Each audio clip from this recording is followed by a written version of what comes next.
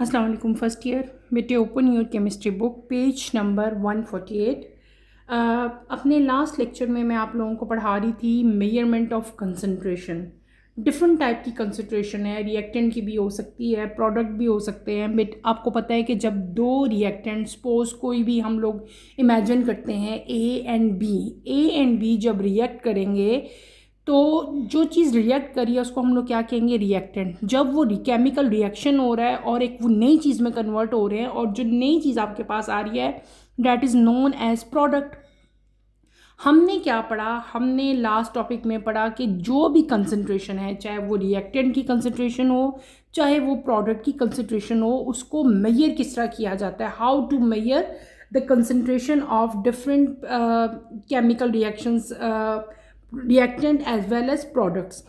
दो मेथड थे, एक था केमिकल मेथड और एक था फिजिकल मेथड। केमिकल मेथड बेटे मैंने आपको डिटेल से पढ़ाया था, मैंने उसको पॉइंट्स की फॉर्म में आपको नोट करवाया था, रिटन फॉर्म में लिख के दिया था कि अगर आपके पेपर में केमिकल मेथड आता है तो आपने उसको कोशिश करनी है कि पैराग्राफ की फॉर्म में मत लिखो बल्कि आप उसको पॉइंट्स की फॉर्म में लिखो। और मैंने आपको पॉइंट की फॉर्म में बाकायदा पहले एक पॉइंट बताया था कि पहले प्रिंसिपल लिखें कि हमारा मेन यहाँ पे कंसेप्ट क्या है, क्या हमारा मेन प्रिंसिपल है, हमने यहाँ पे क्या फाइंड आउट करना है।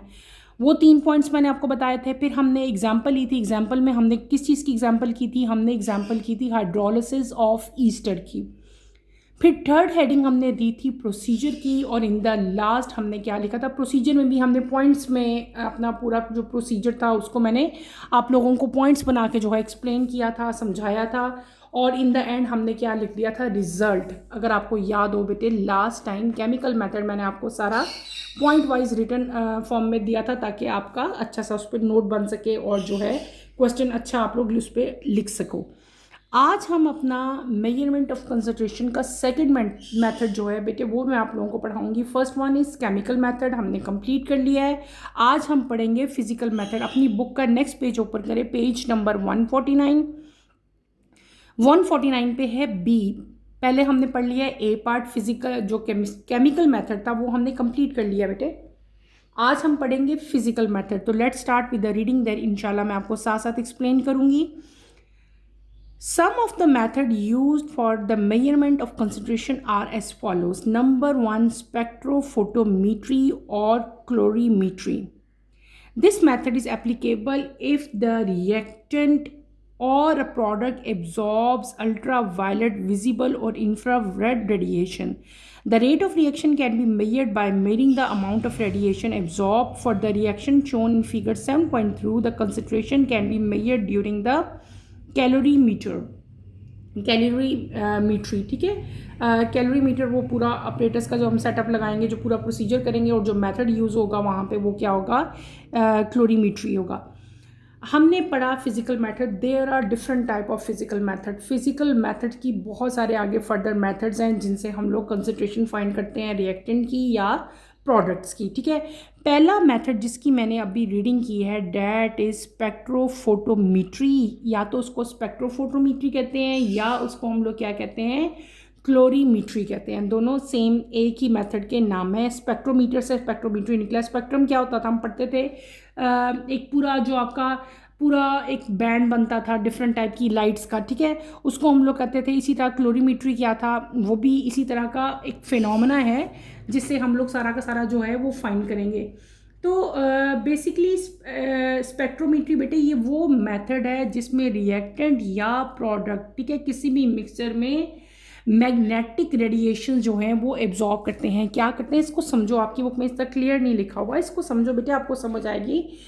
स्पेक्ट्रोमीटर स्पेक्ट्रम से निकला है यानी कि एब्जॉर्प्शन ऑफ लाइट। ये इस मेथड में क्या होता है कि ये आइडियल मेथड है कब, जब रिएक्टेंट और प्रोडक्ट किसी भी रिएक्शन मिक्सर में क्या करेंगे, इलेक्ट्रोमैग्नेटिक रेडिएशंस को एब्जॉर्ब करेंगे। इलेक्ट्रोमैग्नेटिक रेडिएशन कौन कौन सी हैं, अल्ट्रावायलेट लाइट है, विजिबल लाइट है या इंफ्रा रेड रेडिएशन है। ठीक है, समझ आ गई है, क्लियर है। फिर इसमें हम लोग क्या कर लेंगे कि इस यहाँ पे हम लोग जो जितनी अमाउंट ऑफ रेडिएशन एब्जॉर्ब होंगी वो हम लोग यहाँ पे फाइंड आउट कर लेंगे। आगे आपकी बुक में यहाँ पे डायग्राम दी हुई है, फिगर 7.3 डिफरेंट कंसंट्रेशन दी हुई है रिएक्शंस की, कि किस तरह उनको जो है कैलोरीमीटर से जो है हम लोग फाइंड आउट कर सकते हैं। लेकिन ये ज़रा ना आप लोग कह सकते हो इनकम्प्लीट सा मेथड लिखा हुआ है। मैं आपको बेटे अच्छी तरह से पॉइंट वाइज इसके भी पॉइंट्स लिख के आपको समझाऊंगी, ताकि अगर पेपर में ये क्वेश्चन आता है तो आप इजीली इसको वहाँ पे सॉल्व कर सको। हमने क्या पढ़ लिया, हम पढ़े हैं फिजिकल मेथड। आप लोग हेडिंग दोगे फिजिकल मेथड की, ठीक है, इसी तरह ही फिजिकल मेथड, बिल्कुल उसी तरह जैसे हमने केमिकल मेथड्स की एग्जाम्पल दी, ठीक है। फिजिकल मेथड, पहला फिजिकल मेथड मैं क्या पढ़ा रही हूँ आपको, हम उसकी हेडिंग देते हैं स्पेक्ट्रोमीट्री, स्पेक्ट्रोफोटोमीट्री, स्पेक्ट्रोफोटो बेटे, फोटोमीट्री, METRY मीट्री, और इसका दूसरा नाम क्या है, क्लोरीमीट्री, METRY, ठीक है। ये हमारा पहला मेथड है। पहला फिजिकल मेथड जो है हमारा वो कौन सा है, स्पेक्ट्रोफोटोमीट्री और क्लोरोमीट्री। अच्छा, अब पहले आपने इसकी बेटी, इसकी भी आगे मैं आपको सब हेडिंग्स बताऊंगी आप कैसे लिखोगे। पहली हेडिंग आप इसकी दोगे एप्लीकेबिलिटी,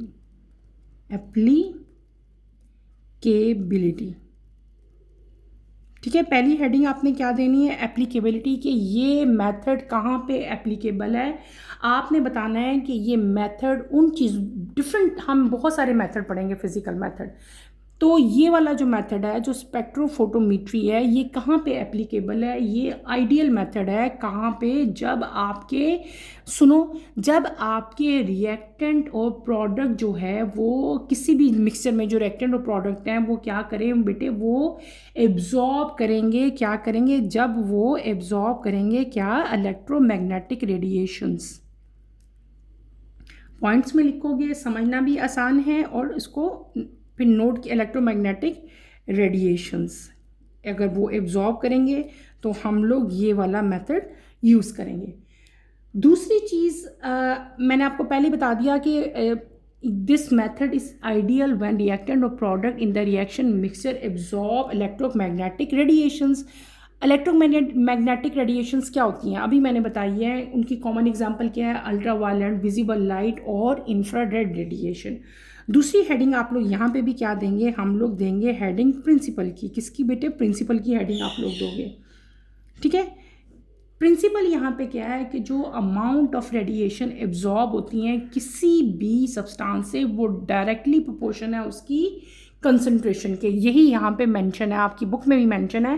प्रिंसिपल क्या है इस मेथड का, स्पेक्ट्रोफोटोमीट्री जो मेथड हम यूज़ कर रहे हैं इसका किस प्रिंसिपल पे बेस करता है, तो यहाँ पे जो प्रिंसिपल यूज़ हुआ है ये क्या है कि रेट ऑफ रिएक्शन जो है उसको हम लोग कैसे मेजर करते हैं, या जो रेट ऑफ रिएक्शन है, रेट ऑफ रेडिएशन एब्जॉर्ब, आप इस तरह ये भी कह सकते हो कि रेट ऑफ रेडिएशन एब्जॉर्ब हो रही है, rate of radiation absorb by a substance is directly proportional to its concentration. ये क्या चीज़ है, ये हमारा हो जाएगा प्रिंसिपल। अब अगली हेडिंग आप लोग दोगे मेजरमेंट की, कि हमने इसमें करना क्या है। आपकी बुक में तो डायरेक्ट आप लोगों को ये बता दिया ना कि ये डायग्राम है और जो है ये वाला मेथड बस हमने यूज़ कर लिया। अब इस मेथड में बेसिकली हो क्या रहा है इसको समझोगे तो समझ आएगी, ठीक है। हाँ, इसमें हम लोग क्या करते हैं, हम कंटिन्यूसली और पीरियोडिकली क्या होता है कि एक ही टाइम इंटरवल से, यानी कि आप बहुत सारी रीडिंग्स लोगे, सपोज आपने 5 मिनट्स के गैप से लिए हैं, या आपने 2 मिनट्स के गैप से, 1 मिनट के गैप से, यानी कि पीरियोडिसिटी उसमें होनी चाहिए, एक ही लेवल आपका टाइम इंटरवल सेम होना चाहिए। आपने क्या करना है, कंटिन्यूसली या पीरियोडिकली आपने जो एब्जॉर्प्शन है आपकी स्पेसिफिक वेवलेंथ ऑफ लाइट की, उनको क्या करना है, उनके अंदर जो चेंज आ रही हैं उसको आपने नोट करना है, ठीक है। और आप सिंपल इसमें क्या लिखते हम करते हैं कि कंटिन्यूसली और periodically measure the absorptions of specific wavelengths की एब्जॉर्प्शन को आप लोग मेजर करोगे, वेवलेंथ ऑफ लाइट को बाय द रिएक्टिंग सोल्यूशन, ठीक है। और उनकी कंसंट्रेशन डिटरमिन करोगे, कैसे डिटरमिन करनी है, रिएक्शन रेट मेजर करके। किस तरह, रिएक्शन रेट मेजर करके। अगर तो रिएक्टेंट जो है वो आपका कलर्ड हो, और दूसरा क्या होगा, या तो उसका कलर जो है वो फेड होना शुरू हो जाएगा, ठीक है। इसका जैसे जैसे कलर फेड होना शुरू हो जाएगा, कैलोरीमीटर जो आपका ऑपरेटर्स है उससे जो है ये चीज़ फाइंड आउट हो जाती है कि इस जो भी आपका सोल्यूशन है वो कितनी वेवलेंथ जो है वो एब्जॉर्ब कर रहा है। तो वो ये सारा का सारा प्रोसेस आपने किस में लिख देना है, मेजरमेंट में लिख देना है। क्लियर हो गया? अब तो इसमें कोई कन्फ्यूजन नहीं है, आपकी बुक में इसकी डायग्राम भी बनी हुई है। आपने बेटे क्या लिख लिया, पहले एप्लीकेबिलिटी लिख दी कि ये हम लोग कहाँ पे एप्लीकेबल करते हैं, फिर आपने क्या लिख देना है, उसका प्रिंसिपल लिख देना है, एंड पे आपने क्या लिख देनी है, मेजरमेंट। मेजरमेंट में सिंपल आपने 2-3 बस बातें बतानी है कि कंटिन्यूसली और पीरियोडिकली मेजर आपने करना है, किसका, एब्जॉर्प्शन करनी है, स्पेसिफिक वेवलेंथ ऑफ लाइट जो है उसको आपने रिएक्टिंग सोल्यूशन में, डिफरेंट टाइप की रिएक्टिंग सोल्यूशन आपने टेस्ट ट्यूब में डालनी है। ठीक है, सब में डिफरेंट टाइप की जो वेवलेंथ ऑफ लाइट है वो वहाँ पे पास होंगी। ठीक है, आपने उनको मेजर करना है, अलाउ करना है कि रिएक्शन हो। ठीक है, और थोड़ी देर के बाद आप चेक करोगे कि आपका जो रिएक्टेंट है वो या तो कलर्ड ही रहेगा या उसका कलर क्या हो जाएगा, लाइट हो जाएगा, डार्क हो जाएगा, या इवन फेड भी हो जाएगा। फेड का मतलब होता है उसका कलर डिसअपियर हो जाएगा। ठीक है, तो इस तरह से आप उसकी कंसंट्रेशन जो है उसको बेटे ट्रैक कर लोगे बाय यूजिंग कैलोरीमीटर। कैलोरीमीटर हम पहले पिछले चैप्टर में डिटेल से पढ़ के आए हैं। तो यहाँ पे जो ऑपरेटर्स इन्वॉल्व है वो कौन सा है, कैलोरीमीटर से आप लोग जो है इसको मेजर करेंगे। अब हम चलेंगे अपने सेकंड फिजिकल मेथड की तरफ। सेकंड फिजिकल मेथड हमारा क्या है, electrical conductivity method. Electrical conductivity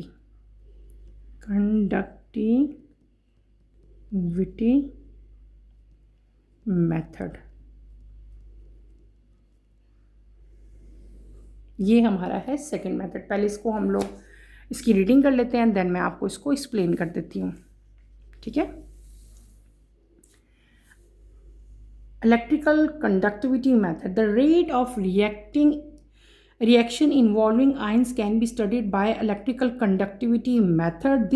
The conductivity of such a solution depend upon the rate of change of concentration of the reacting ion or the ion formed during the reaction. The conductivity will be proportional to the rate of change in the concentration of such ion.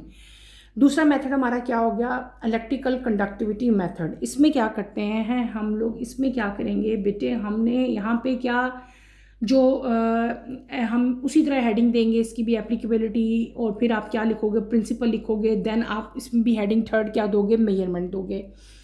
ये method कब applicable होता है, ये method तब useful होता है जब आपके रिएक्शन में क्या चीज़ इन्वॉल्व हो बेटे, आइंस इन्वॉल्व हो। ये देखो यहाँ पे लिखा भी है, the rate of reaction involving ions, क्या चीज़ इन्वॉल्व है यहाँ पे, आइंस इन्वॉल्व है।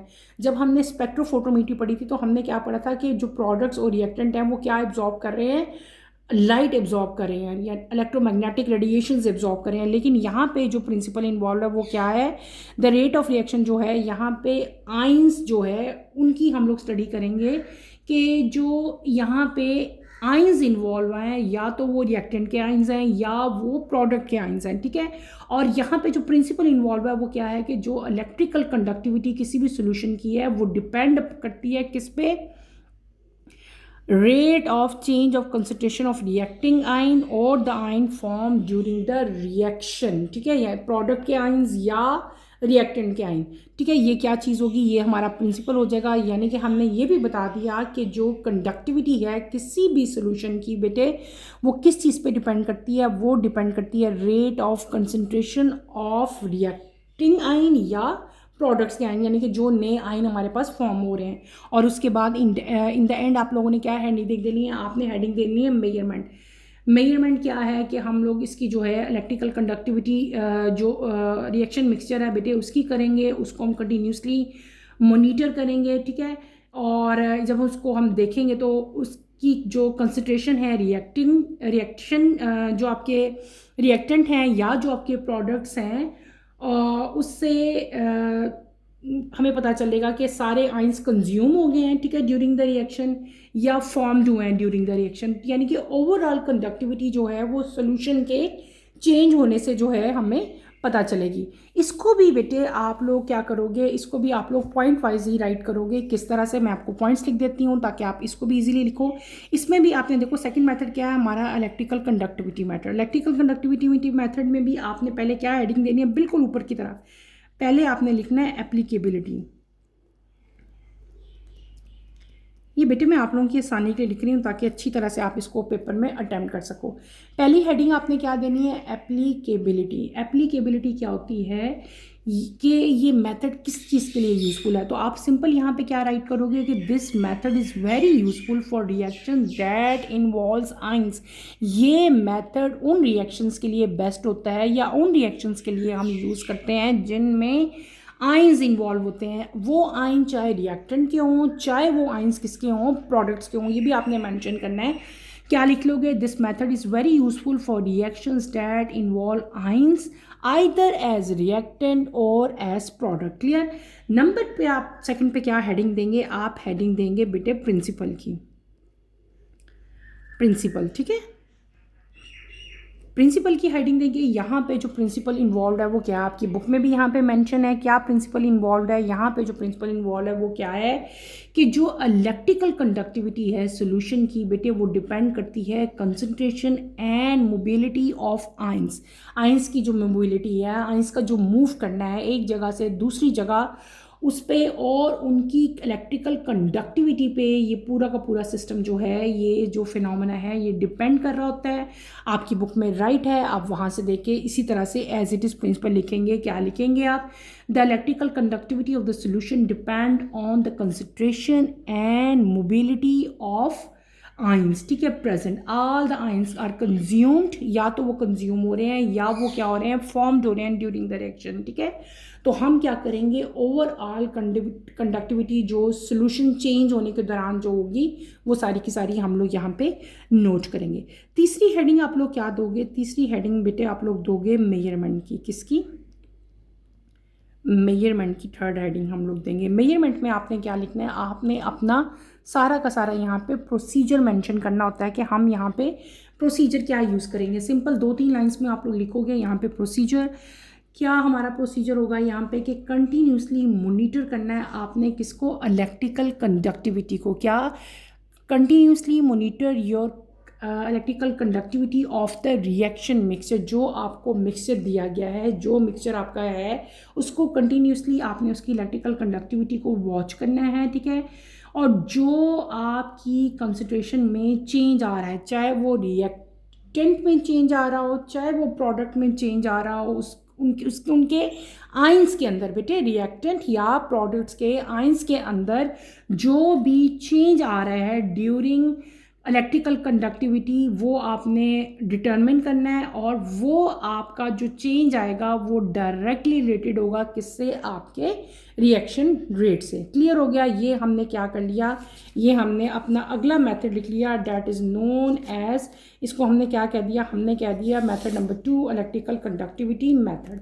अब हम चलते हैं अपने थर्ड मेथड की तरफ। थर्ड मेथड हमारा क्या है बेटे, थर्ड मेथड है हमारा वॉल्यूम चेंज मेथड। ठीक है, इसकी भी हम रीडिंग करते हैं, देन मैं ये भी आपको एक्सप्लेन करती हूँ।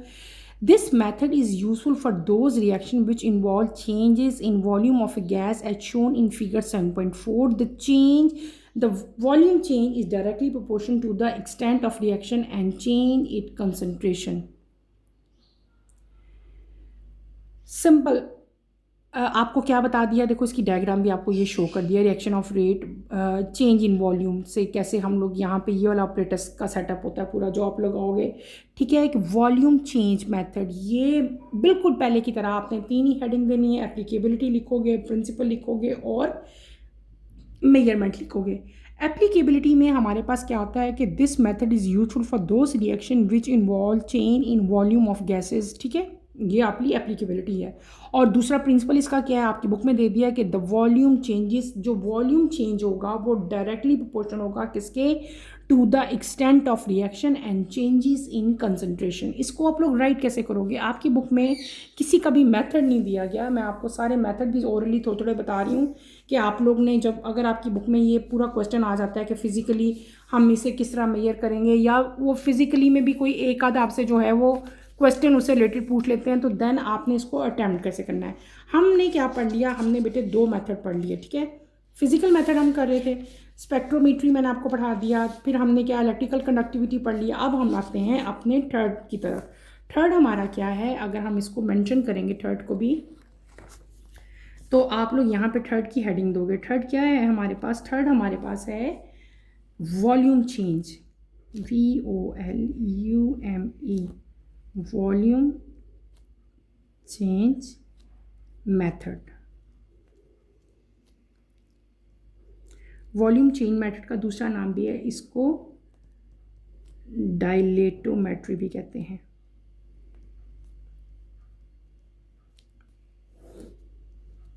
ठीक है, ये हमारा क्या हो जाएगा? ये हमारा हो जाएगा थर्ड। पहले सेकंड हमने पढ़ लिया, हमारा हो गया थर्ड।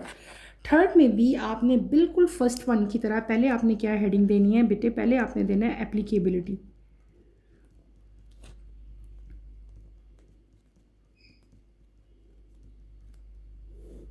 एप्लीकेबिलिटी में आप लोग यहाँ पे क्या मेंशन करोगे कि ये मेथड जो है पार्टिकुलरली सूटेबल है उन रिएक्शंस के लिए जिनमें change in volume of gases either reactant या प्रोडक्ट जो फॉर्म्ड हो रहे हैं वो कंज्यूम हो रहे हैं या फॉर्म हो रहे हैं, उनके लिए जो है ये मेथड हम लोग जो है ज़्यादा हमारे लिए ये सूटेबल होता है। हम उन मेथड के लिए ये वॉल्यूम चेंज मेथड जो है वो यूज़ करते हैं। आपकी बुक में भी लिखा हुआ है, सिंपल आप लिख सकते हो, this method is useful for those reaction which involve change in volume of gases. ठीक है, दूसरी हेडिंग हम लोग यहाँ पे क्या देते हैं? हम हेडिंग देंगे प्रिंसिपल की। ठीक है,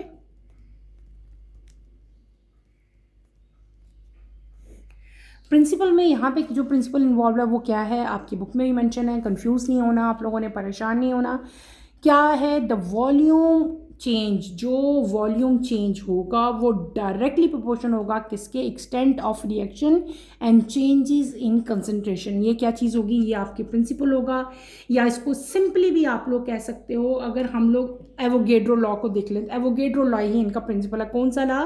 एवोगेड्रो लॉ के at constant temperature and pressure the volume is gas is directly proportion to the number of gas, number of moles of gas. इसका प्रिंसिपल जो है ना वो एवोगेड्रो लॉ होता है। ठीक है, ये भी मैं आपको बता देती हूँ, ज़्यादा इजी आपके लिए हो जाएगा। इसका जो प्रिंसिपल है वो कौन सा है? वो किस लॉ पे बेस करता है? Avogadro's law. एवोगेड्रोज लॉ बेटे क्या है? हम लोग डिटेल से पढ़ के आ चुके हैं, हमने ये चैप्टर कंप्लीट कर लिया है। मैं दोबारा रिपीट कर दूंगी, आपकी बुक में सिंपल लॉ लिखा हुआ है कि volume change directly proportional to the extent of reaction and changes in concentration. लेकिन अगर ज़्यादा इजी मैं आपको मेथड बताऊं कि इसका जो प्रिंसिपल है इस मेथड का बेटे वो किस चीज़ पे डिपेंड करता है? वो डिपेंड करता है, वो उसमें बेसिकली जो चीज़ यूज़ हो रही है, जो लॉ यूज़ हो रहा है वो कौन सा है? Avogadro law. इसके मुताबिक एट कांस्टेंट टेम्परेचर, ठीक है, मैं क्या बता रही हूँ? एवोगेड्रो लॉ बता रही हूँ कि at constant temperature and pressure the volume of gas is directly proportion to the number of moles of the gas. ठीक है, ये है ना एवोगेड्रो लॉ, इसको आप मेंशन कर सकते हैं। देयरफॉर इसका मतलब क्या हुआ कि change in number of moles जो है किसी भी सब्सटेंस के, वो डायरेक्टली प्रोपोर्शन होते हैं किसके? Change in the total gas volume, जो आपकी बुक में ही मेंशन है। ठीक है, वो आपने यहाँ पे राइट कर देना है। इन द एंड आप लोगों ने क्या लिख देना है? क्या हेडिंग दे लेनी है? आपने हेडिंग देनी है बेटे मेजरमेंट की। हम क्या हेडिंग दे लेंगे? Measurements, MESURE, measurements. ठीक है, अच्छा, आप मेजरमेंट्स में आप क्या करोगे? आप राइट करोगे कि हमने इसको कैसे मेजर करना है। हम करेंगे हमने मेजर यहाँ पे क्या करना है? Change in volume of gas over time. ठीक है ना, कि आपने टाइम इंटरवल लेना है, इक्वल टाइम इंटरवल लेना है, और आपने चेक करना है कि आपका टोटल जो वॉल्यूम है किसी भी गैस का वो विद टाइम जो है उसमें क्या चेंज आ रहा है। और इसके लिए जो हम यहाँ पे यूज़ करेंगे, ऑपरेटर्स यूज़ करेंगे बेटे, सब हर मेथड में कोई ना कोई ऑपरेटर्स तो हम यूज़ कर रहे हैं। यहाँ पे जो ऑपरेटर्स हम यूज़ करेंगे वो कौन सा यूज़ करेंगे? हम करेंगे या तो गैस रेंज, उसको क्या कहते हैं हम लोग? गैस रेंज कहते हैं। क्या कहते हैं? Gas range. या दूसरी चीज़ मैंने आपको क्या बताई है, दूसरा जो एक और है उसको कहते हैं मैनोमीटर। दो ऑपरेटर्स हैं, एक है मैनोमीटर और एक कौन सा है? आपका गैस रेंज। ठीक है, इन दोनों को यूज़ करते हुए आपने रिएक्शन और जो उसके अंदर चेंजेस आ रही हैं वो एक्सटेंट ऑफ रिएक्शन और उसके वॉल्यूम में जो चेंजेस आ रही हैं वो हमने क्या कर लेनी है? सिंपली कैलकुलेट कर लेनी है by using these two instruments, gas range और मैनोमीटर। क्लियर हो गया? हमने क्या कर लिया बेटे? मैंने आपको फिजिकल मेथड जो है वो सारे के सारे डिटेल से पढ़ा दिए। पहले हमने मेथड पढ़ा स्पेक्ट्रोफोटोमीट्री या क्लोरीमीट्री। ठीक है, यहाँ पे ई डालना मैं भूल गई हूँ मेजरमेंट में, और यहाँ पे भी ये ई भी है, ठीक है। फिर हमने दूसरा मेथड क्या पढ़ा, दूसरा हमने पढ़ा इलेक्ट्रिकल कंडक्टिविटी मेथड, और फिर हम थर्ड मेथड की तरफ आए, that is known as volume change method. और वॉल्यूम चेंज मेथड को हम लोग डायलेटी या डायलेटोमेट्री भी कहते हैं, ये इसका दूसरा नाम है, ठीक है। अच्छा, अब अगर देखा जाए तो बेटे हमने क्या पढ़ लिए, हमने 3 मेथड पढ़े। तीनों मेथड आप लोग जो है एक टेबल की फॉर्म में बना के भी कर सकते हो कि तीनों मेथड कौन कौन से हैं, इनकी एप्लीकेबिलिटी कौन सी है, इनके प्रिंसिपल कौन से हैं, और इनके क्या हैं मेजरमेंट्स क्या हैं। मैंने आपको तीनों की अलग अलग बेटे सारी की सारी जो है वो बताई हैं। आपने इनको अच्छी तरह से प्रिपेयर करना है। इनमें कोई प्रॉब्लम होती है, कोई कन्फ्यूजन होती है तो feel free to ask any question, ठीक है। हमारा ये जो टॉपिक था, हमने क्या टॉपिक पढ़ा, हमने पढ़ लिया टॉपिक मेजरमेंट ऑफ कंसंट्रेशन। किसी भी केमिकल रिएक्शंस में जो भी कंसंट्रेशन होती है, हम उसमें यानी कि जो चॉइस है मेथड की, किसी भी रिएक्शन में, रिएक्टेंट में या प्रोडक्ट की कंसंट्रेशन में जो चेंज आता है, ठीक है, वो डिपेंड करता है इंटायरली स्पेसिफिक प्रॉपर्टी, उस सब्सटेंस की जो प्रॉपर्टीज़ हैं उस पर डिपेंड करता है। किस पे डिपेंड करता है, उस सब्सटेंस की स्पेसिफिक प्रॉपर्टीज़ पे डिपेंड कर रहा होता है। और उसको मेजर करने के लिए 2 मेन मेथड्स होते हैं, एक होता है केमिकल मेथड और एक होता है फिजिकल मेथड। केमिकल मेथड भी हमने डिटेल से पढ़ लिया, फिजिकल मेथड भी हमने डिटेल से पढ़ लिया। आज के टॉपिक के लिए बेटे इतना ही काफ़ी है, क्योंकि अगला टॉपिक हमारा जो है वो ज़रा बड़ा है, वो आज के लेक्चर में कवर नहीं हो सकता इंशाल्लाह। उसको हम लोग कमिंग लेक्चर में कवर करेंगे। कमिंग लेक्चर में मैं आपको नेक्स्ट टॉपिक स्टार्ट करवाऊंगी, that is factor affecting rate of chemical reaction. अभी हमने क्या पढ़ लिया कि केमिकल रिएक्शन जो जितने भी हो रहे हैं उनकी कंसंट्रेशन हम कैसे मेजर करेंगे। नेक्स्ट लेक्चर में मैं आपको क्या पढ़ाऊँगी कि जो पूरी कंसंट्रेशन है, जो पूरा केमिकल रिएक्शन हो रहा है, कौन से ऐसे फैक्टर हैं जो केमिकल रिएक्शन की एक्टिविटी को इफ़ेक्ट करते हैं, या इंक्रीज़ करते हैं या डिक्रीज़ करते हैं। उस पूरे टॉपिक को हम लोग डिटेल से पढ़ेंगे। कमिंग लेक्चर की नोटिफिकेशन के लिए बेटे आप चैनल को शेयर करें, लाइक करें और सब्सक्राइब करें। और यहीं पे अपना टॉपिक मैं ख़त्म करूँगी। इंशाल्लाह नेक्स्ट लेक्चर में आपसे दोबारा मुलाकात होगी। टिल देन अल्लाह हाफिज़। फर्स्ट ईयर टेक केयर बेटे, अपना ख्याल रखिएगा।